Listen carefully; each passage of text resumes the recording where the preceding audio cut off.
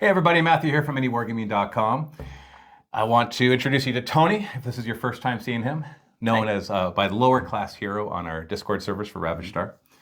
And I've already posted some videos with Tony because he's here for the week to film Ravaged and to help kind of get the Steel Spectres to where they should be so they can be really ready for a lot of beta testing. If you're wondering why I care about Tony's opinion, then you're obviously not on the Ravaged Discord server because he is by far our top contributor as a volunteer on Ravaged and actually just period, just the amount of work that he's put into it, and we're very grateful for that. And so we thought we'd invite him down for the week because just want to film, and also because we're trying to finish up the Steel Spectres for the Steel Spectre Kickstarter. So we have the physical Kickstarter coming up very soon. Link below if you want to be notified when that launches. And Tony has done, besides all the playtesting feedback and playing tons of games and helping to edit the rule book, also you deal with coming up with the points values for the models and created the army builder in Google Sheets so everybody can use that really easily, and I use it a lot too. And created, this is probably, actually they're all pretty time consuming, but this one seems like it would be the biggest time consumer, which would be the Tabletop Simulator mod. And so that anybody can play Ravaged on Tabletop Simulator with our blessing, because I think it's great to get more people into it, even if they never buy a model, because that opens up for more people to be able to play the game. And so that's all available, thanks to lower class hero right here. And so, but I wanted to create a bunch of almost like developer diary videos, because we're basically this week playing the Steel Spectres over and over and over again, and each time making some modifications as we see fit. We know that we can't play test it a handful, like a half a dozen times and come up with the answer, because there's too many situational things, right? Just the matchups will be different, the dice will be different, even the decisions that you and I make will be different, the token pulls will be different. Absolutely. But we can identify things that are obviously not good. And so we already made one video talking about some of the initial issues that we were having with the Steel Spectres and the changes we made there. So you can check that out on this channel as well. And we've already played one battle report with the changes that we made. So I want to discuss a little bit about that, although at the end of the battle report, we do kind of talk about what we liked and didn't like about that. So I want to have a more holistic talk about kind of where the Steel Spectres were at before we arrived and where we want them to be by the time you leave. And then we'll see when we make videos throughout the week if we get to that point. And if we're satisfied and saying, yes, this is where we want them to be. Now let's play test the heck out of it to do those minor tweaks and changes, or major if they need to be. So let's start there. So before we get started, because I've been doing most of the talking so far, so I'll turn it over to you. I want you to talk a bit about when you look at the different factions and when you look at how Steel Spectres fits into all of that, and then how the rules are currently, where do you think that they are trying to be, and where do you think that they mainly lack in accomplishing that goal from a rules perspective? So I think that where they fit in, if you look at the other factions, you have Veil Touched, which are, they trigger their special rules on a lot of stuff. They're very elite. And then you have the Gorkog, who almost are exclusively leaderless. So you have that kind of mechanic to play around with. And then you look at the Amari, they have a lot of synergies and a lot of supports between the different units and the way they interact. And so with the Steel Spectres, I think that they'd be a lot of fun if they were kind of like, if they were focused on skirmishing and they had a unique play style of an ebb and flow of moving units forward and pulling them back. And the same kind of synergies with the units. And so right now I think that they just don't have that identity yet, partly because they had the bounties initially and then would remove the bounties. And so now they're in that same slot, but without all those bounty rules right now. So that's where they need the identity fixed. Yeah, and the original identity was them as pirates, because that's what their lore is, that they're brigands and pirates and privateers and all of that. And so the bounties felt like a cool idea. And the bounty was simple. It was just like a list of things I could activate based off of situations. So like one of them was kill a unit and you get this. Another one was kill a support and get this, or kill a character and get this, take an objective and get this. And they each had like a bounty special rule that would activate once they did one of these things. But it was clunky, and it kind of went against the ethos of Ravaged, which is no army rules. And it's not that it's like it has to be that way. It's not like Ravaged has to not have army rules. And it's not like army rules are a bad thing, but for Ravaged Star itself, it's more trying to pivot around all the universal special rules and just different ways to combine them into things that are interesting. Like every faction has access to leader lists, but Gorkog does it a lot. Yeah. Every faction has access to the special rules of reaping, crushing, piercing, but Veil Touch does that more, and so on and so forth. So yeah, so there's almost two factions within Steel Spectres. You've got the robot side and you got the human side. And so when I design them, the idea is that the robot side is more like your staying power, with their ability to heal and bring back models, and then the human side is more your stealth, skirmishing, redeploy. So when you look at that, so obviously what you've described is the human side. So how do you see the robot side, which is actually larger? There's more models that are robots than there are the humans. How do you see them kind of fitting into that? How would you design them? I think they've got a great start right now because a lot of them can heal back up or have a unit that can heal them back up, and so they really feel like those droids that it's just hard to keep down. And so I think if they just lead into that, I think that would be plenty for them, and they have good defenses already. So yeah, so basically you try to keep them separate in the sense of their special rules, that you wouldn't natively give them skirmisher and stealth and much redeploy. Right. That you leave that to the human side. So you could end up playing the Steel Spectres not as a skirmishing army, but just as a kind of march forward, bring back guys as they die, that kind of thing. Yeah. Okay, so what do you see? What's keeping us from that right now? What's keeping us from getting to where we want to be?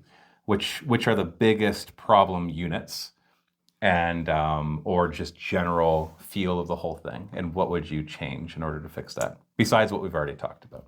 Yeah, so we've already fixed we fixed the big ones. So that would be the Bladeburn Captain, the Dragonfly. But some other ones now that we need to look at, I think, are the Enforcer droids. So the core unit. I think the Guardians are good where they're at. The Veterans, I think they're good where they're at.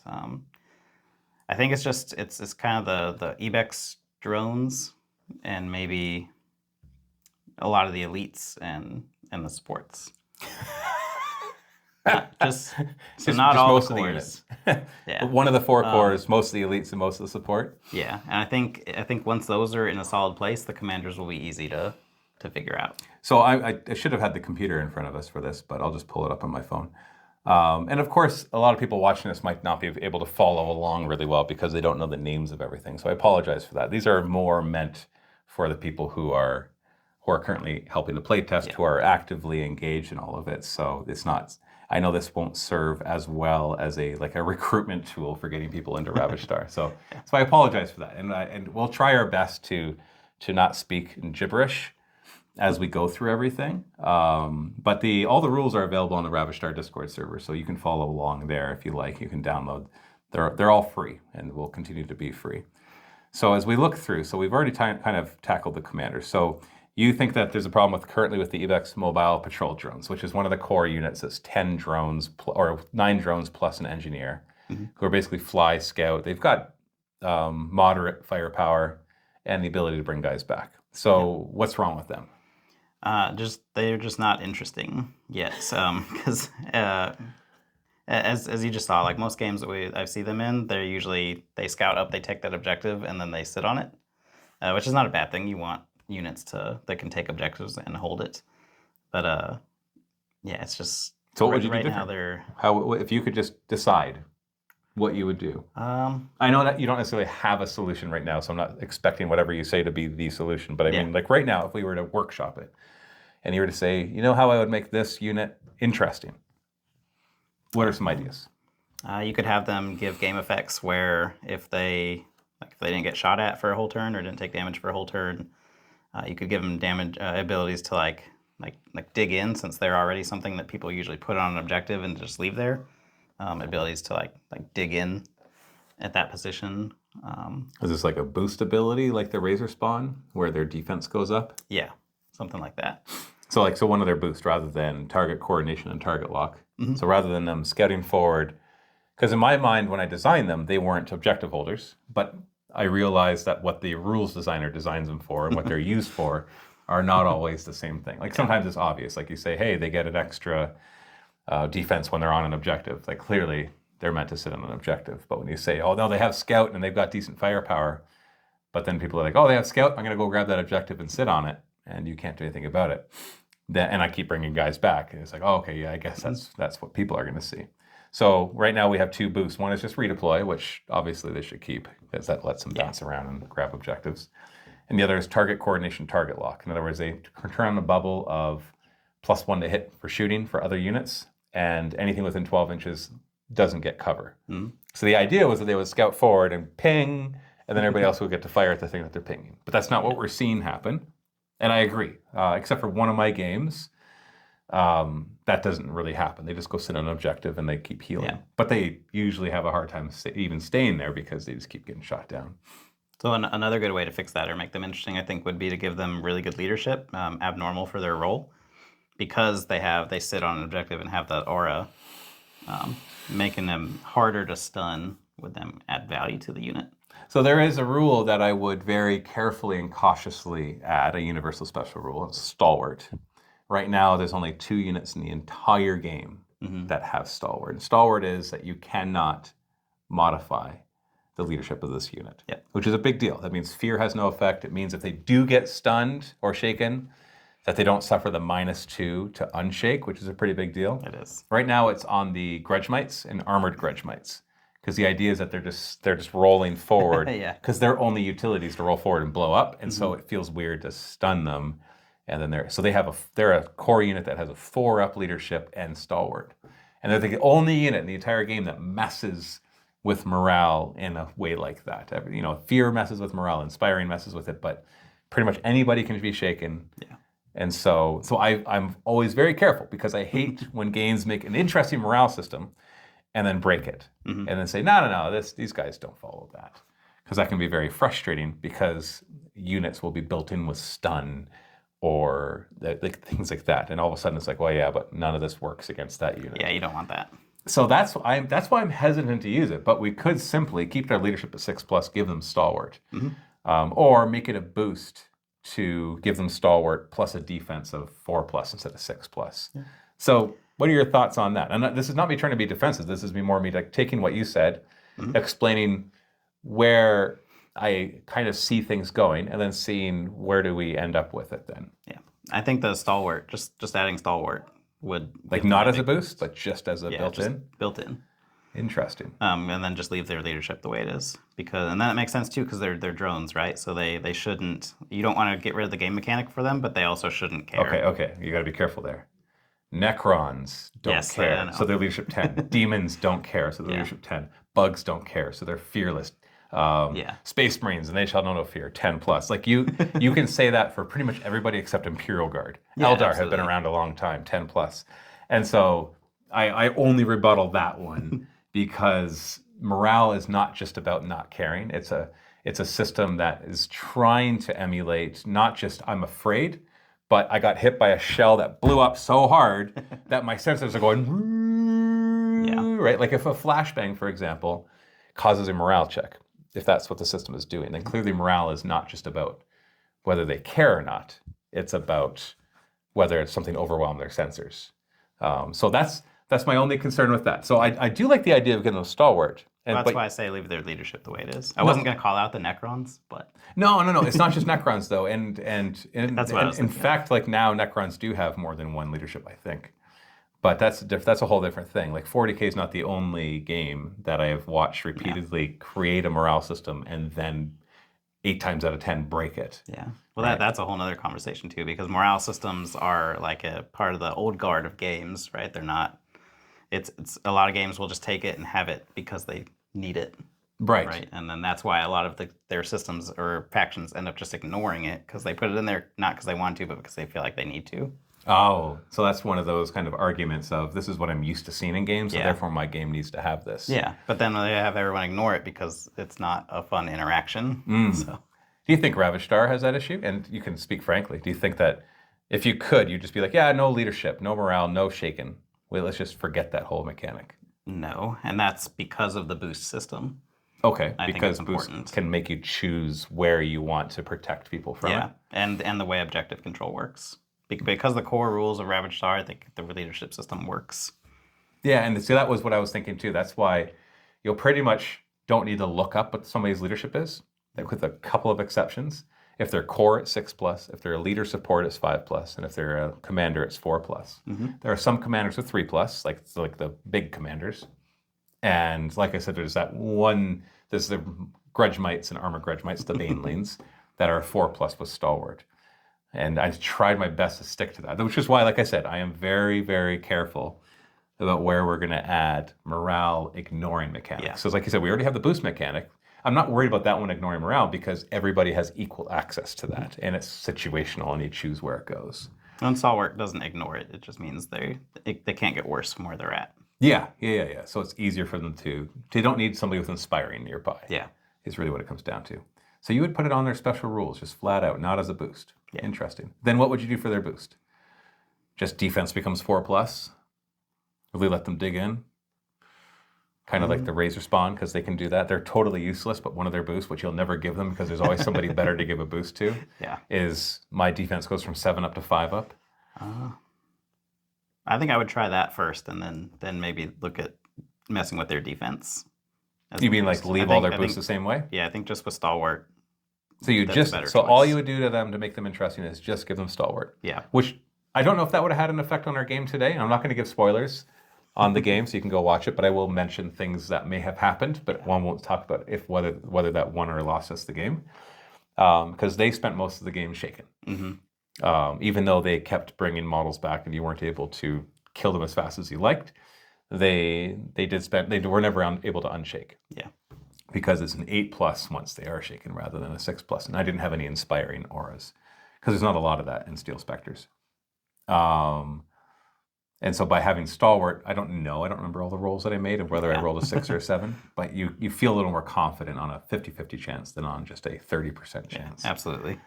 Interesting. Okay, well, I'm going to just type in Stalwart. Oh, there we are.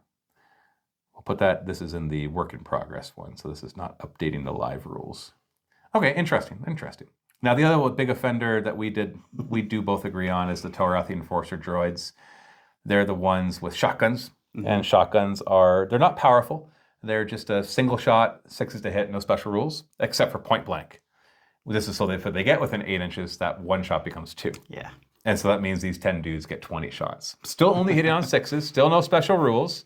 So that 20 shots is basically 10 hits. We're going into Warhammer 40K math now, where you're rolling so many dice that you pretty much get a predictable outcome. Could still be modified by things like stealth or whatever, but for the most part, you're just getting 10 solid hits. And that's pretty good. But the real problem is I don't think that's too good on its own. I think the real problem is one of their boosts is that their shotguns gain assault, which means that when they charge, they can shoot them. And at the same time, their close combat weapons gain reaping 9+. So they end up charging in, firing 20 shots, hitting on 6s, and then attacking with 10 shots, hitting on 5s, and every 9+ is 2 hits. Yeah. So you're getting 10 hits on average with your shooting, and then most likely getting another, what does it work out to? 8? I think it works out to 8 on average. Because 5+ would be 6, 6 to 8. and then the 9 and the 10 would be 7, 8. Because if you just assume that you rolled one of each number, which is your average results. So you'd be getting 10 hits, then 8 hits. Now, no AP, but because this game doesn't have super high defense anywhere, except for a few units, like even your armored guys are usually only a 5-up defense, and they just have armor to ignore AP, that means you're doing damage. Yeah, a lot. So that I do agree that boost seems, it seems too much, because then on top of that, you get to tie up the unit in close combat. So as if it wasn't bad enough that you were already doing all this damage. So that now you get to actually tie them up at close combat. So I would say we just delete that boost ability altogether. Agreed? Yeah. I mean, I don't think their sword gaining the boost is that big of a deal. But it also the shotgun is, gaining assault. Who cares? Who cares about their weapon getting reaping? Right, because they're all about the shotguns. What are they gonna? They're gonna charge in. They're just being like, no, you know what? I'd rather fire into combat and risk hitting my own guys. If they're locked in with somebody else, then charge in and basically go blink, blink, blink, and do hardly any damage. So we got to figure out a new boost, because their other boost is that they bring back 5 of their own models, which I think is apt for a robot unit, especially a core robot unit, because we have pretty much core units in every army. Yeah, we do. We have the Dominarans, so the cultists and the Veil Touch. We have the Amari infantry, and we have the Flesh Seekers, or the Gorkog, who one of their boosts is just call reinforcements, and they bring back guys. And they're not even robots; like they're just calling reinforcements as a fun core ability. Fun for the person doing it, of course. And these guys have something similar to be able to heal themselves. 5 models coming back. So, what would you do for the second one then? What would make them flavorful beyond what they already have? So this would be 2 parts. I know the melee weapons are normally hit better, but I would make the melee weapon hit on 1 worse, and then I would make their second boost ability swift, and just really focus on the shotguns, because that's how I've seen them played every time. Anyways, they're either in point blank range and using their shotguns, or they're dead. So you'd make their melee weapons 6+, just so that the melee weapons become pretty much useless. Because the shotguns are so good and so much of a focus. And then you just give them swift, not because that'll let them charge, but because it's mainly for running to a new location and getting ready for the into next point blank round. range. Yeah. Because you can't. It's like swift doesn't help you get to point blank range to shoot, because you run and that's your activation, right? But it does let them close ground. And then next turn, they'd be in range. Yep. Remember, there's only 4 turns in Ravaged Star, so every turn you're not shooting is a turn you're not shooting. I know that's an obvious thing to say, but if you had 10 rounds, then giving up 1 turn of shooting is not as big an impact as with only 4 rounds. Okay, well, that's a nice simple answer, is saying, hey, that's just too overpowered. They're good the way they are, so give them Swift. We give Swift a lot as boost actions to things, and because it's just like, if in the first turn you draw boosts, it's kind of a bummer. Yeah. So it's like, well, if most things get Swift, and just plop it on something and let it run onto an objective or something. Okay, cool. So there's a lot of things like this, and we're not going to go over all of them in this video here, but it's more like this overall concept of how we look at the units. And without even playing them, sometimes you can see some obvious things. Yeah. So let's pick a couple more, just so we can kind of demonstrate this. So let's go to the elites. And I want you to pick, let's start with 1 more that you don't like the way it currently is written. Tell me why, and see if you can convince me about why we should change it. Not that that sounds weird, but you know what I mean. Okay. So we've got the Armech Instigator mechs. That's the 2 mechs. We got the Mar turrets. Yeah. So those are the turrets. The picture is deceiving because there's only 5 of them. Those would be the elites that I would want to bring up. Okay, interesting. Guys, I've played with them a couple times now, and I'm curious, what are your thoughts on them? So it's a mix of game mechanics and just the unit composition. So first, the unit composition, you have the engineer, the 2 small turrets, the shield generator, and the large turret.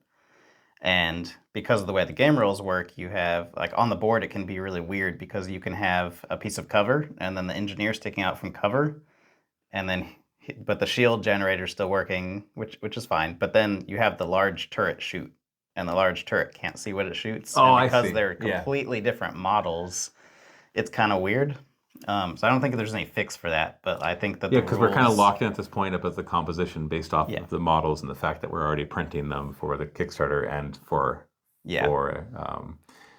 Adepticon, which is an interesting other side point, is that sometimes you're stuck with business choices, that the business influences the rules and not vice versa, which isn't fun, but it does happen, and I do understand a little bit about what other companies have to go through for that.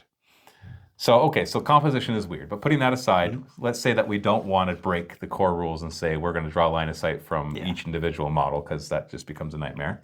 Kind of picture it as the engineer's poking his head out and be like, I can see where they are, and then it fires through the wall or something. I don't know. Who cares? So just so everybody knows, as a unit of 5, so there's an engineer, has a shield turret, a large turret, and 2 small turrets. And I remember making this unit because I was looking at all the different STLs that we had, and I'm just like, what am I going to do with all of these? And that's when we kind of organized them into this. So if I could have gone back and been there for the design of the STLs, then obviously I don't think I would have designed them this way.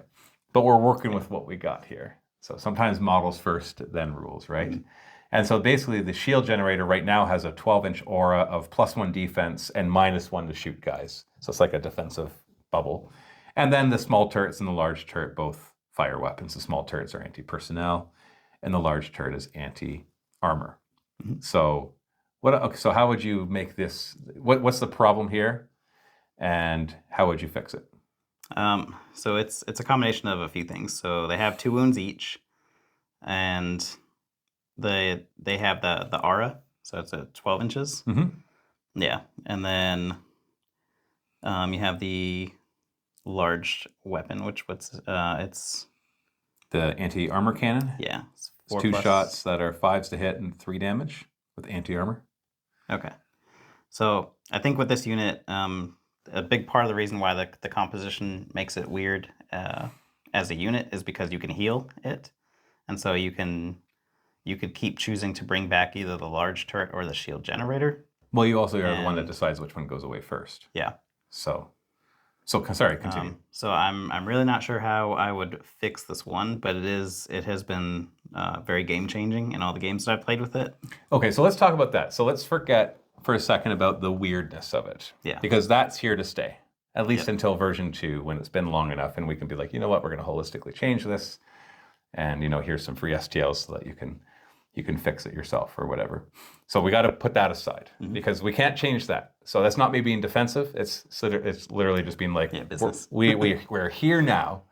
So we have this weird composition unit that kind of goes against the ethos of Ravaged Star, which is usually there's one type of thing in a unit. Not always. We've seen a couple things do this, but for the most part, we don't do this. So forget that. So let's say the models all did look the same. And let's say, heck, they all had the same aura or whatever. What else is wrong with this unit? Do you think that the auras right now are overpowered, not powerful enough? It doesn't really have a slot that anybody really cares about. Like, what's wrong with it? So part of it, I think, would be the 3 different weapon profiles. Maybe if you change one of the weapon profiles, or if the engineer had the same profile as the small turrets, or if or maybe like there was only one turret profile, but on a boost you got some extra shots at a separate profile. Would you, for example, just to help simplify, because you say there's 3 weapon profiles, but really there's 2 range and 1 melee. Yeah. So there's 1 melee and it's just on the engineer. And he kind of has an equivalent number of attacks of a unit that size, right? So when you look at the 2, that we have 2 small turrets with anti-personnel and 1 large turret with anti-armor. Yeah. So for example, one thing we could do is have the accuracy, damage, AP, and special rules of those weapons actually be the same. So they're not anti-armor and anti-infantry, that they're just both kind of mid-range anti-elites, like 2 damage. And then we can just say in the rules, small turrets get 1 attack and the large turret gets 2 attacks. Does that kind of get us closer to where we want to be? Yeah, along that line of thinking, where when you use the unit, you roll once. Yeah, you just roll once. So like all 5 of them can shoot some gun, some ranged weapon. But yeah, then if maybe the engineer even has 1 shot with it as well. Yeah, but then if you have a boost, then the big turret's better. Oh, okay, something like that. Yeah. Because when you roll this, you're saying, okay, I'm rolling with 2 small ones, I'm rolling the big one, and engineer, oh wait, he doesn't have a ranged attack. Yeah, he's only close combat. And this is kind of an outlier with Ravaged Star, because you don't really have that in any other units where you have to separate out attacks between the different models. Not usually, yeah. Yeah, trying to think, I feel like there's one other unit that was like that. Yeah, there's 1 or 2, but it's an outlier. Yeah. So I think a simple fix is I don't disagree. Like I said, we're stuck with the models as they are.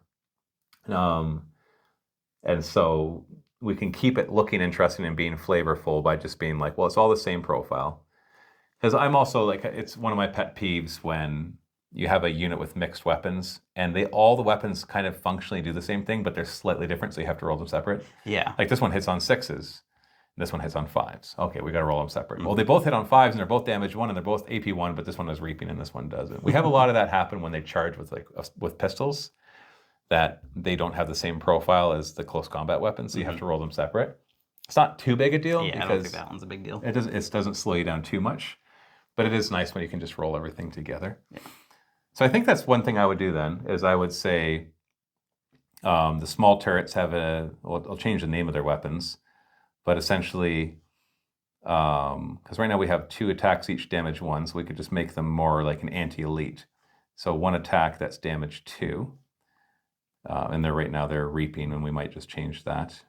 But we'll come back to that. And then we can have the large turret, changing the name, of course, be the same profile, but it's 2 attacks. Mm-hmm. And then just make sure. So like, for example, we can just have them, because now we're going anti-elite. So we would change, usually when we're going anti-elite, we don't want reaping as much.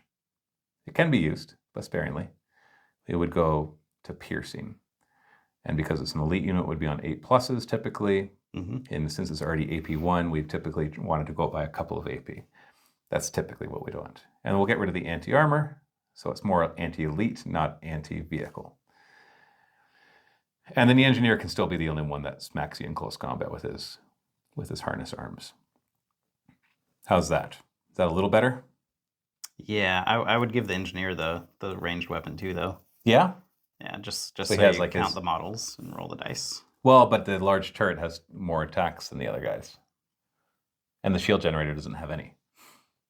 That's true. Would you give the shield generator an attack? No. Right. So it's okay that we don't have it on every model then. Okay. That might work then. Yeah. So we basically, you have, with a full unit, you have 4 attacks with shooting and 4 attacks in close combat, if everybody's there. Yeah. And you That can seems choose, better. yeah, you can choose to get rid of the shield generator and keep the attacks, or you can choose to keep the shield generator and lose attacks. Yeah. It's a little better. I know it doesn't get us all the way for what we're looking at here. So right now we'll be really boring and just call them all anti-personnel weapons. I am not good at naming things. I leave that to other people. Yep. I just call them what I intend for them to do. Like, this is a sword. Yeah. This is a pistol. This is a hammer. I really don't like naming things. Okay, That's but what about the shield generator aura? You like that, hate that, change that, keep it? I really like it. I like that kind of play style too. Like the Gorkog have some units that have auras. The Amari have some units that do that. And I've heard from a lot of people that this should be an Amari unit. It belongs with the Amari. It does kind of look like it. Yeah, and even the whole defensive thing. But yeah, so I like those rules. And their auras, so they have to be not shaken. Yeah, as soon as they're shaken, they lose it. Just as a side note, and I want you guys to give feedback on this right off the bat, especially if you've already played. And so once again, leaving feedback on the Discord is preferred, but you can totally leave a comment here too. I will read those. I'll just see the Discord stuff faster. Thinking of adding a playstyle where there are no factions. You bring whatever you want. You still follow the Force Org and the points, but you could put a Gorkog Commander, and then an Amari Core, and then a Steel Spectre Core, and then a Veil Touched Elite. So you can. It'll be interesting to see if that can create super overpowered broken combos, because there's like little combinations of how things work with Core and Elite that weren't intended, or if it would work because things kind of fall into their archetype based off of it. Mm-hmm. That's how I've been trying to write it.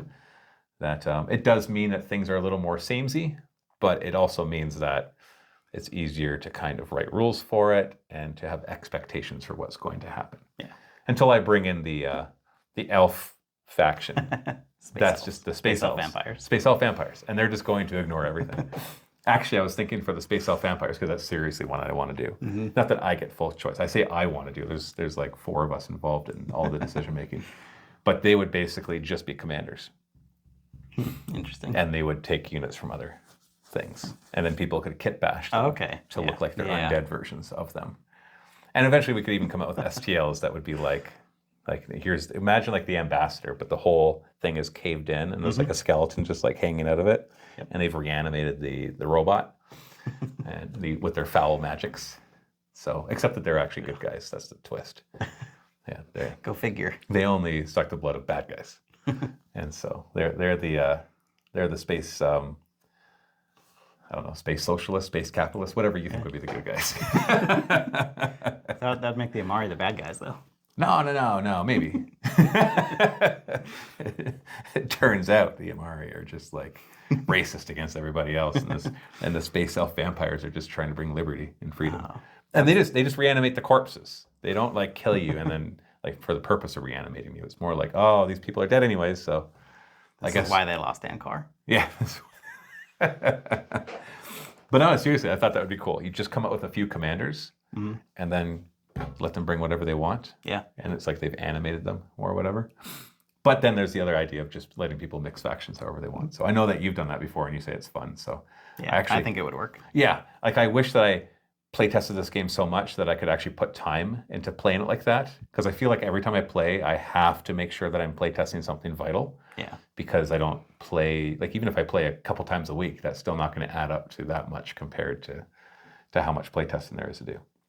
Okay. Let's do one more. I know this video's already gone on pretty long, but I'm liking where this is going. So one more, elite or support, your choice. I'll just kind of scroll through. You tell me when to be like, oh yeah, that one. I think the rest of the elites are pretty solid. Let's go to the sports. The sports were weird to write rules for because I was trying to figure out why each of them is different from each other, right? Yeah. That's hard. Let's see. I think most of them are pretty good now, especially after what we talked about earlier. Yeah, the dragonfly becoming a transport. Yeah, so I think the one that has the least identity, I guess, would be that one, the prosecutor. The prosecutor. So it's the walker that has 2 cannons. Yeah. As opposed to the walker that is looking to get into close combat. Mm-hmm. All right, so let's look at him. Right now, he's got the typical loadout of a large walker. So 12 wounds, 5 up defense, armored 1, impact 3. Like those are all like almost copy and paste stats I put into things, and then I might tweak them, but they have to have a good reason for it, right? Like if it's carrying a shield, usually that'll add either an extra defense or it'll add parry or armored or things like that. So that's kind of the thought that I have. And he's armed with 2 repulsor cannons, which are kind of anti-elite. They're 4 shots total, damage 3, AP 2, anti-armor, piercing. But they have stun, and they have a rule that when they hit somebody, you get -2 leadership for that stun. Yeah. So they're good. They're good at long range pinning, like shaking units.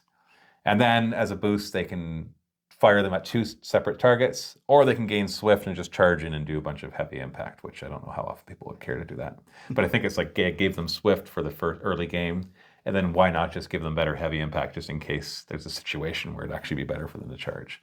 Although it's hard to imagine where that would be better than firing their guns. Yeah. Unless something's locked in combat and you It'd don't be very want to... situational. Yeah. But at the very least, it's more that they're given swift. So what about these to you makes them not have their own identity? Because I see them as long range. They do some damage, but they're really meant for like pinning down units as well. Yeah, so I guess identity is the wrong word because that is like one of the good, better range support units. So what about it? This is flavor. Okay.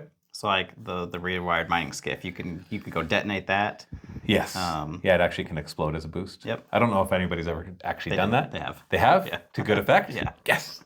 Good. Like, is it too good? But no, it was just okay. But it was a blast. It was a blast. It was a blast. Doing it. Yeah. I was so hoping when I played it the one game, I only played it once so far. I was wanting my opponent to get it down to 1 wound. So I would have a reason to, because you can't just blow it up when it's at full health. Mm-hmm. You're like, oh, okay, I'll just, because when the other boost is that its ranged weapon gains assault, so its ranged weapon already has melee, which means you charge and get to fire it twice. And that's just better than blowing up. Yeah. But if you're at 1 wound and you think you're about to die and there's a bunch of bad guys nearby, then, okay, I'm glad to hear that. That makes me very happy that that's basically done that. Yeah, so you have that, you drive it in there, you blow it up, you have the transports, you have the beetle, which is a good artillery, sit back on an objective piece, and then you have the melee version of this. Yeah, and he's just good at running in, and he has the ability to either go for a lot of little guys or for bigger guys as well. He has those options. So when I look at the actual model, even though he's big and chunky, he looks like he should be either really mobile or like really, really tanky. Like, because like I mentioned earlier, there's no 20 wound model in the range, and so you don't have to necessarily give him 20 wounds. But yeah, he's not big enough to be 20 wounds, right? But I feel like he should, like, once he gets into firing position, he should be really, really hard to get out of that firing position. Really, really hard to take down. So I'd like give him really good armor, or increase his armored to like armored 3. Would there be a way to make him like a siege tank from StarCraft, where like as an action he can like? Yeah, that's was going to be something else. I'd say, like the whole dig in thing. It came originally from this unit. So this one. So I like the idea, but here's the hurdles we're going to have to make that work. So one of the things that I was trying to avoid is too many tokens on the battlefield. Mm-hmm. Okay, so we have the activation tokens, we have the stun tokens. So that's already 2 types of tokens on the battlefield. And so if we have to track ongoing effects, that's tough. So, and you've noticed that there aren't really any of those. But there are, like, for example, now the Steel Spectres can hand out a special rule temporarily. But you can kind of remember the ones that you gave out, so you don't need to put a token down. So if, like, he goes out and says, as an action, I'm gonna siege, and until I act again, I'm sieged. Now we need to put a token on him to remind us that his defense is better or something like that. Well, you wouldn't have to. There's two ways I could imagine doing it. Okay. The first way, I guess the first way depends on this question. Are the activation tokens that are actually actual ones from Registrar, are they double-sided? Yes, yes. I can't remember exactly how we've decided to do the sheets because they're cardboard, right? Yeah. And so you're saying that they would be like two colors to it or something? Yeah, like a grayed out side and a regular side. So if you had that, I think we're already past the point where those are being created, though. Okay. So once again, it's a way. business. Yeah, because I think that was. I think they're even created that they are double-sided, and that one side is stunned and the other side is the activation. Okay. Not because you would flip it, but because then you have as many stun tokens as you need, and the other side is just like, okay, we have all the activation tokens we need, and we don't have to print extra stun tokens. I don't remember exactly how it works though, because there's somebody else working on that. But I think we're at the point where the punch board is already decided. But if it's not, then we could look at having that so that it's like a gold-plated side versus like a regular side, right? Yeah. And then if we want to do any of these types of things, then we have a way to represent that easily. Yeah. Because I stayed away from any persistent effects on purpose, because there was going to be things like we'll set things on fire, or we'll poison them so that now they're hurt and now they're -1 to hit. And as soon as I tried to do that, I was like, oh, this is going to require all sorts of extra tokens. And this isn't a skirmish game where that could work. This is like, there's a lot of stuff going on the table already. So to have to add, like, it's already the number of tokens on the table are more than I like.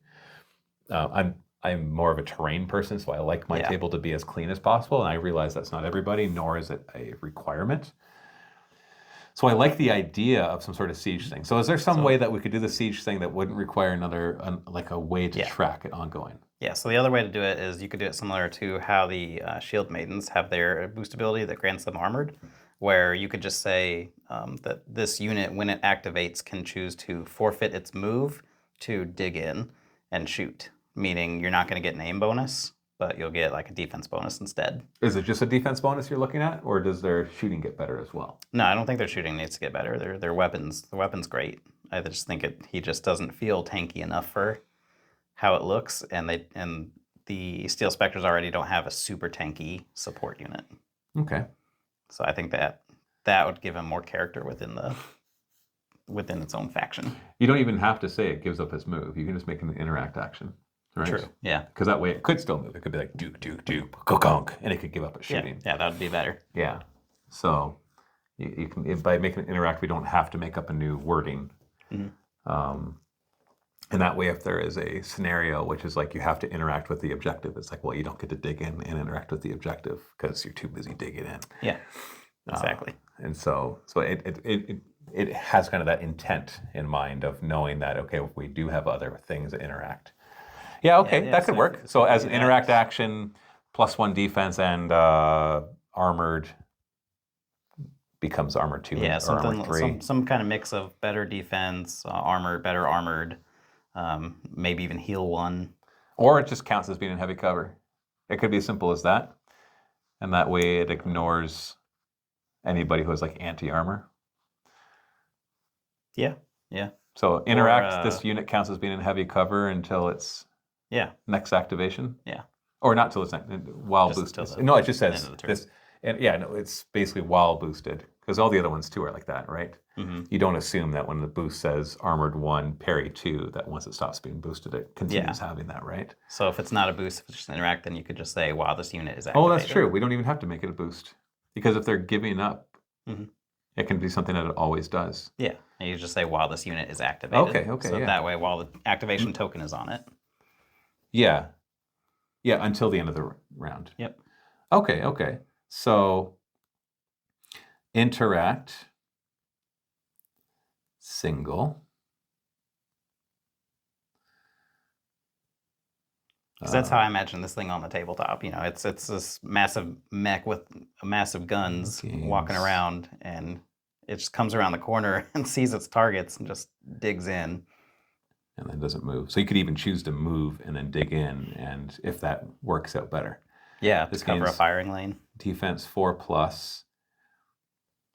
Or no, we're not doing that. This unit counts as being, so something that ignores cover, which is not common, would ignore. This counts as being, is always being in heavy cover, which is -1 to hit, +1 save, right? Yeah.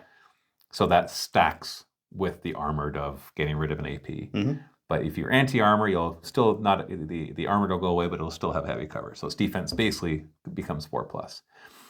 Yeah, and that'll be good too, because then you can't stack other type of auras there to bring its defense down to crazy numbers. Well, actually, what do the Mar turrets do? Because the Mar turret actually just says you get +1 defense. So if you have the Mar turret near him, then he'd be in heavy cover and his defense is improved by another 1. I think that's fine, because that takes a lot of setup. It does. And it also means you're paying for the Mar turrets, which, as much as they now have a decent shooting, it's not as good as another elite shooting. No, it's just about shooting. It's moderately okay shooting. Like if the amount of damage output of that is what you'd expect from a cheap core unit. And so, okay, so interact single. This unit counts as always being in heavy cover until the end of this round. Yeah, sounds good. It's not even a boost. Yeah. So its boost, it can still get swift. Which, and once again, like I said, it's just, that's really, the replace impact with heavy impact is a bit of a red herring. It's not that I intended for that boost to be all about charging. It's more like, I'm going to give him swift, and if you decide to use that to charge, do some extra damage. It's like he's bam into something. And then the twin repulsor cannons gaining Nova too. That could be a nice combo with that. It's like you're already in position, you boost him, dig him in, so he's in heavy cover, and then he just goes duke. That'll have a very cool feel to it, right? Yeah, that's very flavorful. Yeah. Okay, I like that. That's neat. Yeah, that's cool. I look forward to kind of digging through the rest of the units and getting more ideas. So you're basically, I guess this video, this video is like I said, it's a developer diary. It's a behind the scenes look at kind of the way we think about these things. Because obviously this is still going to need testing, but the rules can be perfectly fine.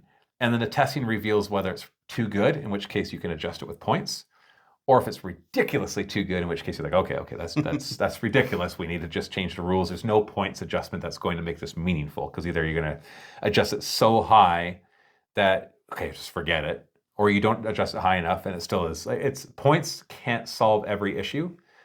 As long as your rules are solid, then points can solve every issue. Yeah. And I think that's important. I like to equate that to a toolbox. If you and your opponent are playing with nails and then one person can take a hammer, they're going to take a hammer no matter how much of their toolbox that takes up. Yeah. So. Yeah. Okay, well, awesome. I think we've talked long enough here. Hopefully the camera is even still running, because it's just us in here right now. So thank you so much. Stay tuned. We're going to be doing a bunch of Ravaged Star coverage. Tony is going to help me film a ton of Ravaged Star battle reports, mainly with the Steel Spectres and every single one of them, so we can really dig in and fix all of that as well. We could even possibly look at some Wave 2 Amari, Veil Touch, and Gorkog if we have time. That would be fun. Because those rules are not yet finalized either, because the cards won't be printed right away. But if we have time. Right now, the main focus is getting Steel Spectres, whatever. Those models. The Space Pirates. The Telrathi. The Space Pirates. Ready to go. Thank you so much for watching. Thanks, Tony, for all your help. Happy wargaming.